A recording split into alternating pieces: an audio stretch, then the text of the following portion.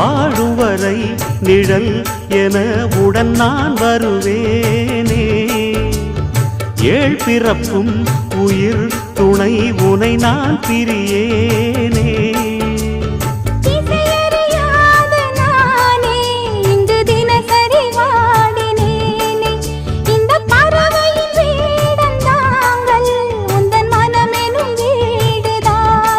நீண்ட காலம் நேர்ந்த சோகம் நீங்கி போக நானும் தீண்ட யோகம் விளங்கிடும். பூமிக்கொரு வாரம் என்று எண்ணி இருந்தேன், பூமுடிக்க யாரும் இன்றி கண்ணி இருந்தேன். சொந்தமின்றி பந்தமின்றி நானும் இருந்தேன்.